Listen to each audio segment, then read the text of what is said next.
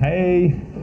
So, I thought it would be a good idea to interview Kyle because he's pumped this baby out. Yes, I have. And so yes, I've got a set of questions to ask him, especially about how he's launched his book, how he's feeling, because as I'm writing my own book, I'd love to learn more about this whole process as well.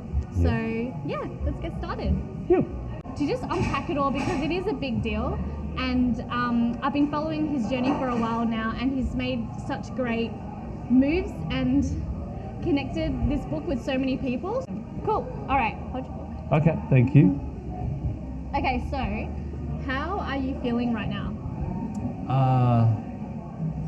I've got anticipation, I guess. Excited. Okay. Yeah. Yep. Yeah.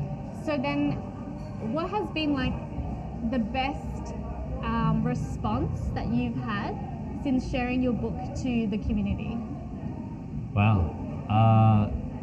I think one of the best responses was a mother who had some challenges with her son, and she got the book, and she bought 3 books, and she bought a book for someone who had health challenges, and who was 33, and she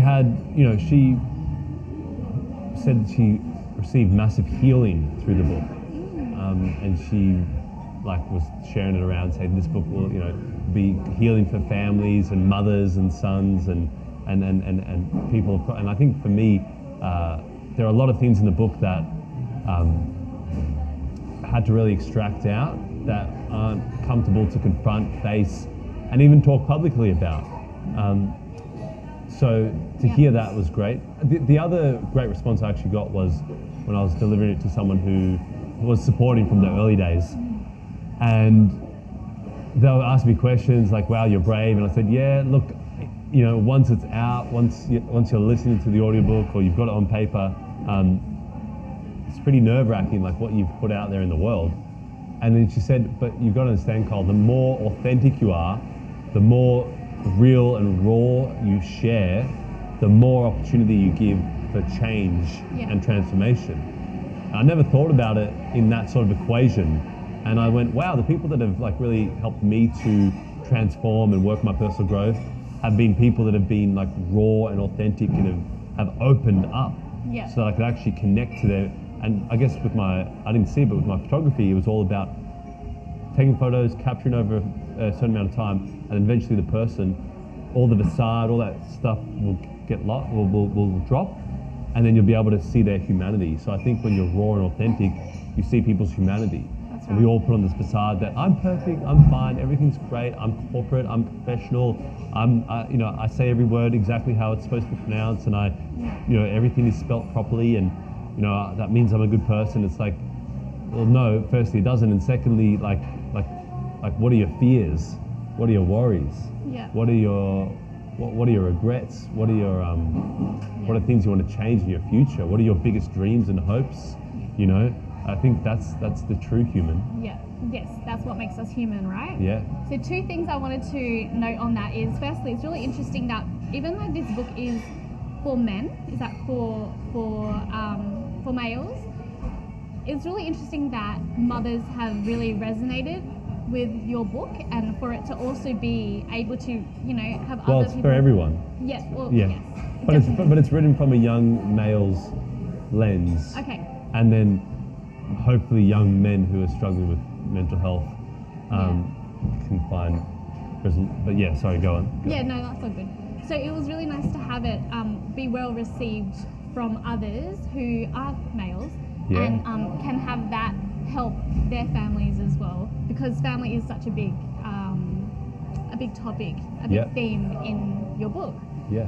Another thing I wanted to note and ask is that how you mentioned to me previously that when you now have the book, it really feels like it's a piece of armor that you have on, or it's like this shield that you kind of have embodied now. and you're feeling quite empowered from Yeah. having this book physically in your hands. Can you just share to the viewers, to us, more about what you meant by that? Yeah. Because I really loved hearing about that. Yeah, well, I mean, I guess I've got to be authentic. This is something that probably wasn't very politically correct or, I guess, humble. But when the book was published, like, I kept hearing people and authors and everyone saying to me, oh, you should feel joyous, you should feel complete, you should feel satisfied, you know, and all these different things. And I wasn't feeling them. And then, you know, usually what do? We go, okay, what's wrong with me, right? And I went, look, I'm not going to judge that I'm not feeling how other people are telling me how I should feel. I'm just going to let it kind of keep coming and day by day see what happens. And I'm just going to focus on the one task, which is getting this book to everyone that pledged, everyone that helped get it out there. And I'm just going to get this book out. And that's just going to be my one drive. I'm not going to sink into the emotions and feelings. And then eventually, after a couple of days, I just felt this raw power. And I was like, what the heck is this? Yeah. And it was like, and it, like I said, not politically correct or humble, but it just felt like this chip on my shoulder just enlarged. And this thing of like, all those mofos who said that I wouldn't amount to anything, that I couldn't do it. Everyone that ever stood in the way of my destiny or objected against it, or, you know, like, I think the most dangerous thing that those people that are your friends, family, or close to you that put the subtle doubts within you and say, yeah, but you're not really an author, or you're not quite, and not even there. like directly, and maybe like even just energetically, or how you read their body language and things like that. You can just tell when there's people who aren't genuinely like supportive of you, or maybe they are, but they are just scared, and in their own way they kind of just project that they think that, you know, you can't write a book, or who are you to write a book? And it's like it's almost a manipulated. It can be a very sadistic sort of personality type, you know, and or an activity that people partake in comes from places of, you know, them not feeling worthy enough. If you rise above them, then what does that make them feel like? And all sorts of messed up mental plagues. Threatened, right? Threatened. It comes from threat, really. They feel threatened by your new established power or vision or mission or strength or ability, you know. And the most beautiful ones are the people that say, I always knew you had this in you, or I was waiting for you to write a book. It's like, what? Like, what are you talking about? About time. Yeah, exactly. Come on, man. Like, you know. But I think I felt this power, and it was almost like, I'm just gonna smack these mofos through the face with my book when I get the check. Like, it was an unusual thing that was building, and I'd try and go to the beach and calm down and chill it out, but it just kept building, and it was almost like, oh, this is the answer. You swallow the haters with your success, the naysayers. You saturate them with you coat the planet with your success. Yeah. And then they either go, all right, I need to change and figure out my own path to success, rather than wasting time hating on you, or like, crap, I'm confronted with the fact that this guy succeeded, you know? Yeah. So, not humble, I'll say that. Not a humble brag, or, you know, and it's another, I guess, thing that people put on you. They want you to be humble. They want you to be this. They want you to be that. But or play small. Yeah, or play small, or stick to your lane, or things like that. But we're magnificent spiritual beings that are capable of so much. And I think when we tap into that, and it was interesting, that whole thing of like, let your haters drive you, or like, I remember reading it in books, hearing it in speeches, and just thinking, oh, that doesn't sound too healthy, or I'm not sure about that. That's a bit unusual. Like, that's not where my motivation comes from. Yeah. And then it all came from that as soon as I got the book out. So, I don't know. Well, what I really admire about Kyle is his ability to turn like challenges into something that is useful and beneficial in like a really quick turnaround. Like, it's really impressive, and I think I coined that term, like alchemy, or being able to convert something into gold, pretty much. So I would like to ask you, what were your let's say, 2 main challenges that you experienced when launching your book, and how have you been able to turn that around and make it really useful for you? That's great. That's a great question. I think the number one challenge was when I was communicating the book to people and I was receiving that doubt. And it could have just been like chatting to, so one meeting I was going to have a coffee with a client talking about the photo shoot that we're going to do.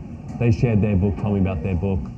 And then I felt the opportunity to go, okay, it's an opportunity for me to share, like, you know, oh, I'm actually, you know, getting the book done.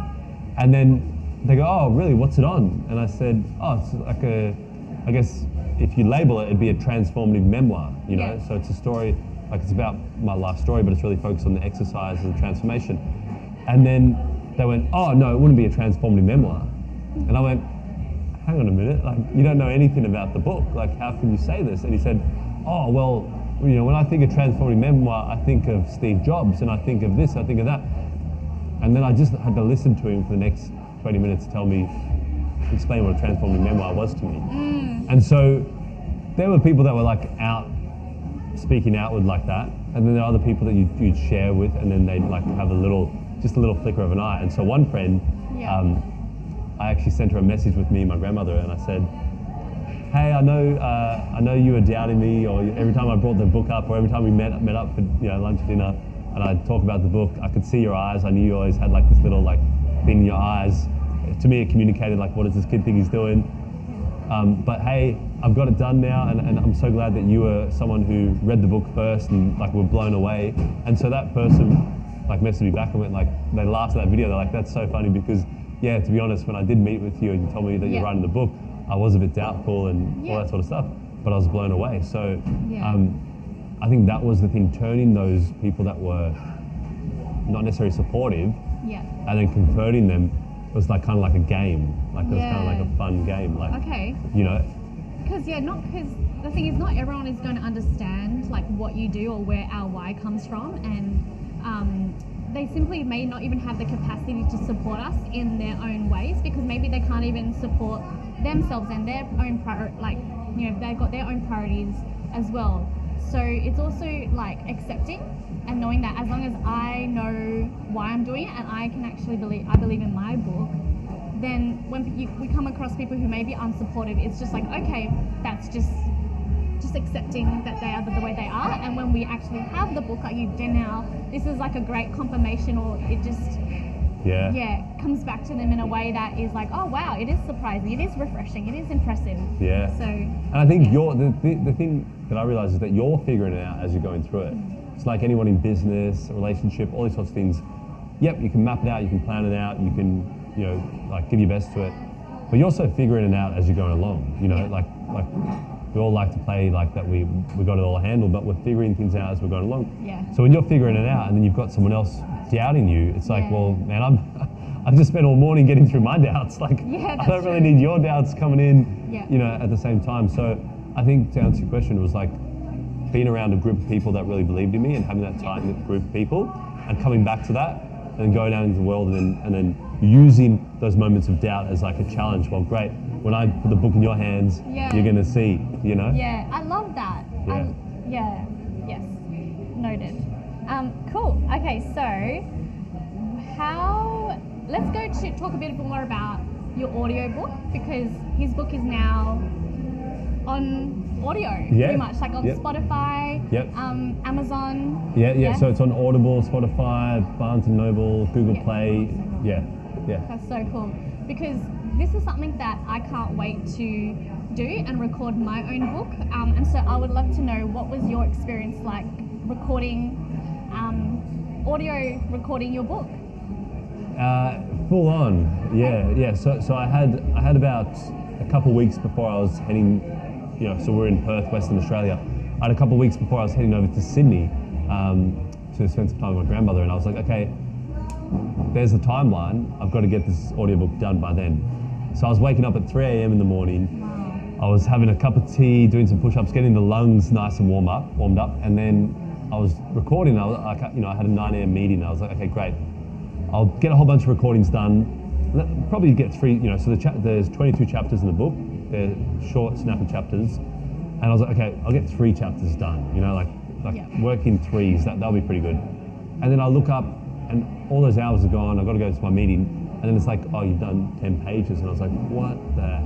So I realized it took a lot more time Yeah. than I'd planned for, because Yeah. you're speaking and then you mess something up, or then you got to bring the same energy, or your voice is getting like worn out, and Yeah. you know, and then like it was challenging but rewarding that it's my voice, and then like, because I've always loved books that it's the person's voice, Yeah. and I actually do get turned away, and no hate to anybody else that does their own, you know, does it this way, but if it's not the person who wrote it, like I don't really enjoy it as much. Yeah. If I'm not really interested in their career right now, what they're doing in their life, but I want to hear like a biography of them when they were, you know, in their past or whatever, then I don't mind Yeah. hearing someone else's voice. But if it's someone that's in the world right now, creating great things, I want to hear them speak about their book. Same. Yeah. So did you say in 10 page, like going through 10 pages, it took you how many hours? Oh, well, yeah, like probably, yeah, could have taken 5 hours, like if I'm going to the toilet, going back and forth. So Yeah. like that's a rough Yeah. number, but it was a lot of hours Okay. of time to get to get a chapter done. It was like, my God, Yeah. I've done a chapter, and my voice was like, I was like, I'm wasted here, you know, Yeah. like it's very intense. But also the way, and I was listening to the audiobook the other day, 'cause, you know, you told me it's good to, like, you got to feel proud, you got to read your book, you got to listen to your Oh, audiobook. yeah. You got to, it's your book, you should, and I thought about it, you should know your book the most, you know? Okay. So when people have questions, when people, Yeah. what did you mean here? How do I do this exercise? I went, okay, that's ethical. And I got over the kind of reading my own book, like, it's the sort of stigma.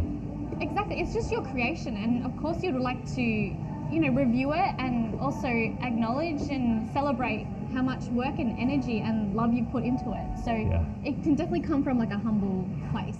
Yes. Of course. Humble Yeah. brag. Yeah. Unhumble brag, I don't know. but it's, in terms of saying that, Yeah. with the audio like book, like what it was is that I was speaking, and so I listened to it the other day, and I was speaking at such high octane. I was speaking very Okay. energetically, and someone said they listened to it recently, and they said it was like a shot of coffee for them. Like they were like, wow, it feels like a shot of coffee. So that was what I was trying to get. I was like, Yeah. I want to put energy into this book. So it wasn't so much as reading it. If I just read it, Yeah. then maybe it would have been like, oh yeah, 3 hours, I got 3 chapters done. Yeah. But I was really trying to bring every chapter, every word, every line. I was like, every single word matters in this book. I've got to bring the energy, and also it needs to make sense. You know, so when I'm reading this sentence, the climax of the sentence is at the end. So I need to talk like this, and then bang Yeah. at the end. So there's a different artistry to it. So you do need to know your book, really. Yeah. And also, did you find that you had to change your tone, especially if you were like you were talking about a certain memory, or something kind of like sad. Did you change your tone Yeah. to match that? Yes. And Yeah. then Yeah, okay. because I wanted to have, you want to colorify the audio. You know, you want to, it has to have like flavor and Yeah. spices and pops and tingles, and like it has to have Yeah. that you know, Yeah. because you're bringing it to life with your voice, Yeah. rather than getting a narrator to go. And some narrators will do a great job of doing that. Yeah. But I just thought, hey, okay, this is audio. They don't have the physical thing in their hands. They're having to listen to it. Yeah. How will I make sure they get this message, or feel Yeah. this, or be moved by this? Yes. You know? That's that's an art. Yeah. Yeah, well, I'm looking forward to you getting yours done. Oh, thank you. We'll get there. Okay, so maybe just the last couple of questions. Yeah. So, who were the main people that helped you with your book, and did you just want to give them a shout out? Yeah, for sure. So, I guess all the way from the start, someone who believed in me when I was a young kid was my grandmother Dinah Stevens. So she'll always get tops of the shout out. Yeah. And she's very, very special. She knew the moment that I met her, she was like, this person's going to be important in my life. And then she had that message from God, and she was right. Yeah. And she always believed in me. Whatever I did, she said. I remember calling her and then speaking to, her son, my stepfather, and just saying, they're like, oh, Dinah reckons I should do this. Dinah reckons I should do that. And then he goes, yeah, like, Dinah's going to say do anything. And I'm like, well, how good is that? Like, like she's going to say go for it. Yeah. And then I was speaking to Ward, and then he was like behind me as well, and he's someone who came and helped me help myself, helped me save my own life when I had a extreme situation when I was in hospital, and helped me heal my own heart. And so that was a huge reason for writing the book, was to get that. That was a huge success in my younger years that I never acknowledged as a success or a overcoming or a winning, and all the lessons that I pulled out from that. No one else at 18 that I knew was going through that same sort of challenge that I was going through, and overcame it. And even smaller fraction of people overcame it with the methods that I used through Ward. So Ward was a great reason for writing the book, because he really made that story, that part of my life, become a huge story, a huge comeback story, and also a huge spiritual awakening story, and not just coming out of school, this is what I know, this is how I've been indoctrinated, this is the direction I'm going in, this is what I'm told, kind of like a expansive, wow, what can my universe be? So shout out to Ward and Dinah. Obviously, Alexis, my partner, she's been believing in me the whole way. She's someone, Dinah, when I was younger, was supporting me, and so obviously your partner, someone you're speaking to all the time, who supports you, and she really believed in me, and she's very loyal. So if someone's down to me, she can be like a pit bull, and she won't go and attack them, but she's like nah, Carl, you got this. Like, don't listen to them. She's amazing, and she also designed. She did. She designed. Cover. Yep, she designed the cover. And what I love about the book is it's all in the details. Yes, really. she did. It's not just the writing; it's about the font, the labeling of the exercises, and like even the page numbers. There's all the detail in there. Yes, So, she designed it all. So to bring it together, you put all this heart and soul into it, and then you've got this. Okay, you're not done yet. Like with any major project, you're not done yet. You've still got the 10%, which seems like the hardest. And so she designed it, and she put the chapter number, and then the chapter name across there, and the font, and all the real designy detail. Because I'm the big thinker, she's really good with the details. She was able to help me with the details. So okay, so. Oh, and then obviously all the book coaches, the courses, the like lots of people, that Tina, who helped me with the crowdfunding campaign, who really pushed me and asked me when, not if, like when are you doing it? And when you get asked that question, when, it's like, well, now I've got to come up with like I've got to go and do it, rather than saying, I'll do it. It's like, no, when. So she helped me with that. And all the people that believed in me and supported the crowdfunding campaign when I was getting this out there. So, and yourself, and having a book accountability buddy like yourself has been a huge asset getting there. So there's just, the book's got my face on it. It's me writing it, but it took an army of people to bring it to reality. So Cool. So then the last question is, what's next from this book? Ooh. Okay. Well, that's the exciting part. So when you ask me how am I feeling, excited, anticipation, I think that's the thing. Once you write the book and once you achieve any objective, to make sure you don't go down into a slump or feel that lull between sets of waves, you got to kind of have your mind on the next thing you're going to create. So for me, the exciting thing is going to be bringing this book to life. The exercises, using it to help people, really creating videos. I've created a course that can help people, and then create an online community, online membership, where people can kind of come together. And that's what I've found through some of the people that have supported my book. One of the gentlemen, he's come out of the army, so he went to the army, and he's come out of the army. He's looking for that sort of community where he can, that sort of brotherhood, or it doesn't even have to be a brotherhood, it could be a brotherhood and a sisterhood, but just where he can find people who are growth mindset, who are wanting to achieve more, who are wanting to take responsibility, who are wanting to kind of say, shh, parents and your old ways, I'm gonna go and do things that I believe I can do, and I know you love me, and that's where the place of fear comes from, but I need to go out there, even Jesus had to go out on his own, So like that's the thing. I think like creating a community, that's going to Yeah. be the thing where people can go out and uncover what they want in their destiny, Yeah. and create remarkable lives. And I feel like the world, everything, like it can be organized in such a better way. Okay. Health, everything, like we can do things in such a better way if we come together, and rather than living as these solitary little cubicles, if we come together and collaborate and create and question and ask. And it's so easy to just sit in your apartment and behind your computer and do it all yourself. But coming together, masterminds, groups is where you can really tap into the greatness. So that's really where I'm excited to evolve into. That's awesome. So it's pretty much growing your DYD community. Yes, Yeah. correct. Yeah.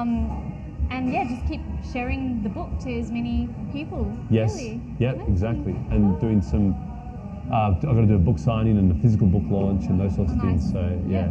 Cool. So Excited. thank you, Kyle. Thank you, Cherie. Really appreciate it. No worries. And yes, we'll leave all the details below on how you can even get your hands on Kyle's book. If you had any questions at all, feel free to just like drop it down in the comments. And yeah, we hope that you enjoyed this interview, Yes. and we look forward to continue sharing on our book progress. Yep. And if you have any questions, yeah, let us know. We're both happy to answer and engage and interact. So Cool. thank Thank you. you. Bye.